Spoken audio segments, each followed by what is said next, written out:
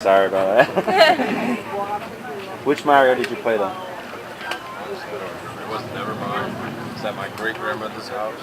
I think it was my aunt's. It's actually a pretty good console, the Sega Genesis, and it was about the same time as like the Super Nintendo, and it's not collected as much, so they made cross-platform games. So if you get a Sega Genesis, if there's like a $40 game on Super Nintendo, and they have it on the Sega Genesis, it'll be like 20.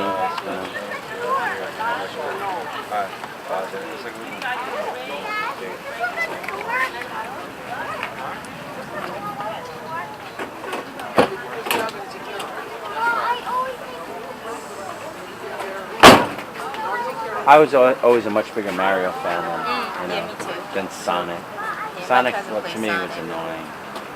Running around.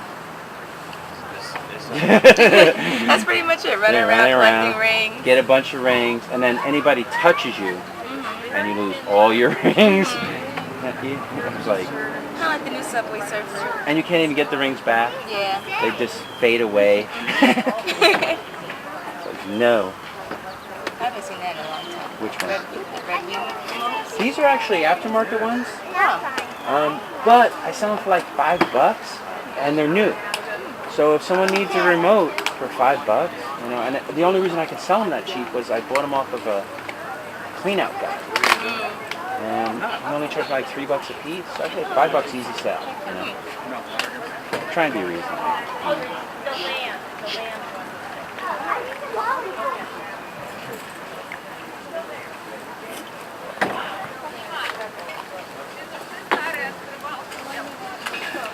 Just curious, do you have like Atari games? I know that's what my mom. I have some, but not here. Oh, okay. It's like I can only fit so much in the car, and I have to decide what to bring. So do you actually have an Atari console? My mom, I know my mom has one somewhere in the house. Have you ever played any Atari games? Mhm. They're insanely basic. Yeah. And incredibly hard. But there were a few good ones. Did you play? What was your favorite one? Missile Command or Pac-Man? Was Dig Dug one of them? Yeah. Yeah, I think Dig Dug was a lot of fun. Yeah. Dig Dug. It was still kind of basic for the console, but yeah, it was really frustrating for me. I liked Berserk. You ever hear of Berserk? Yeah. You remember that one? Yeah. That one just got insanely harder and harder and harder. They had like 50 robots just all come out at the same time. Now, my favorite old school though is 64, like he wants. That game right there is like the Call of Duty.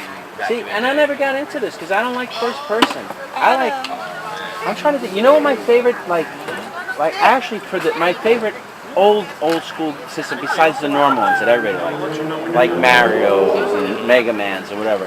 There's a game called Zombie Ate My Neighbors, and it came out for the Super Nintendo system, but it was also on the Sega Genesis, right? That game was so much fun. It was 3D, like overhead platform. So kind of like the first Zelda one, and you're running around, and you're either a guy or a girl, and you're just fighting zombies. Cartoon, very cartoon. Like kid animated, right? But there were different monsters, and you had all these weapons. Like you had like a squirt gun that would kill the zombies. You had like soda can that was like grenades. You got a bazooka, just like cool weapons. And then one of the best monsters that you had to beat was the giant baby in the mall, right? And they just had literally a giant baby, and it would just like it would try and stomp at you, right? And it had a big bottle and would try and squirt you, right? And and when you beat it, it turned to a little baby. So a lot of fun. That was one of my favorite old school. I used to have 007 for Wii. Yeah, and then I had the little... I think they re-released pretty much the same game on it, right? Yeah, I think they took the 64 and didn't change much. It wouldn't be the same without the 64. Yeah. Yeah, I had the 007 for Wii, and I had bought the extra piece to make it like to put the remote and put in like a fake gun, kind of. I honestly wish they would, like when it came to Nintendo consoles, I wish they would have skipped from like the GameCube and went straight to the Switch, because even the DS, I'm like, why?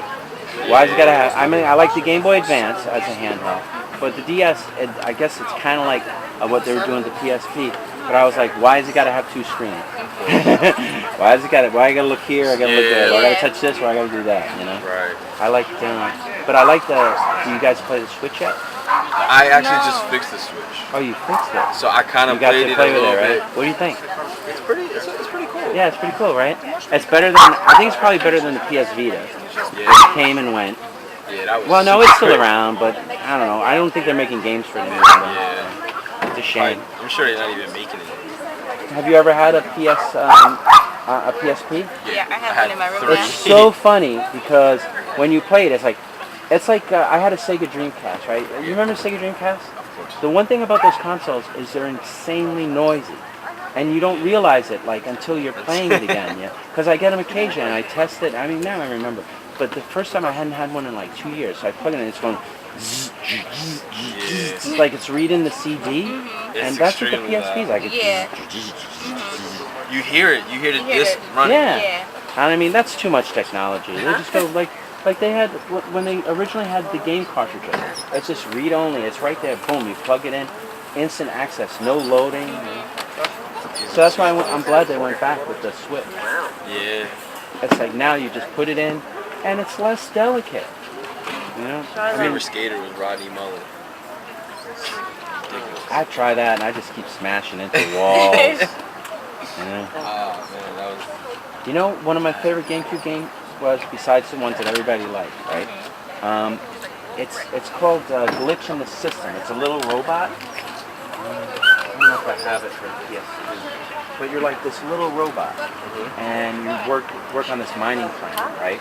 And there's this overlord robot, and they make you're like robot slaves and stuff, but they're kind of sentient, or this one becomes sentient, right?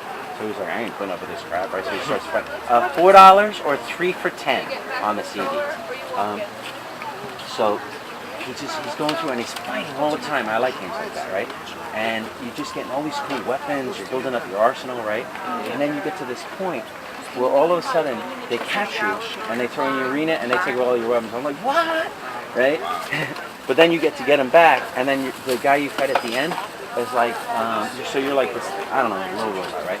The guy you fight at the end, and your first weapon when you first start off, it's just like a rivet gun. That's what it is. So it's kind of like you shoot bullets or something, right? But at the end, you fight a guy that's like, say as tall as like a 10-story building. You know, and he's like trying to get you, and you're like running all over the place. Yeah, if you ever get a chance to play it, like on I think it's on PS2. I don't think it was on Xbox. Oh, there it is. There it is. Oh, I did have this game. I beat it. I beat it twice. Oh, you did beat it? I had this game. My dad just randomly came home with this game. Yeah. I never bothered to really care about what the name was, but I always would just pop it. Isn't that funny though? It was really. I'm talking about the game for 10 minutes. I'm talking about the little robot going around. It was not that bad of a game. Oh, I loved it. You know, It's very adventurous. Yeah, a lot of fighting. I like when you just gotta fight a lot. You know, very random. You get different guns. I used to play Zelda, and they would like, you would be stuck unless you found like the rock that they opened up, and I'd be like, I can't take this. I would, you know, back when I was playing the original Zelda, there was like no way to find out anything.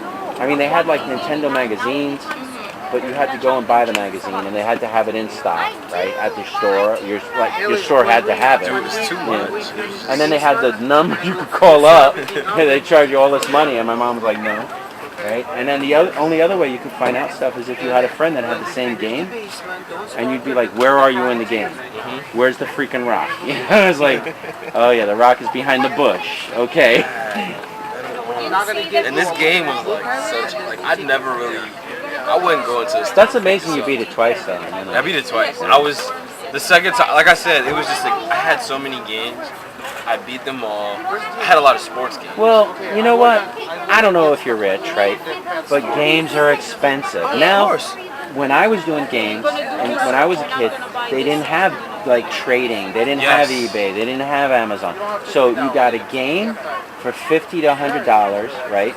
And you were stuck with it, whatever it was. I remember one of the games I bought was the Smurf game. Yeah. I bought Coleco came out with ColecoVision, right? And I wanted to buy a game that would be good for kids because my nephews were like about 5 or 6. So I said, the Smurfs.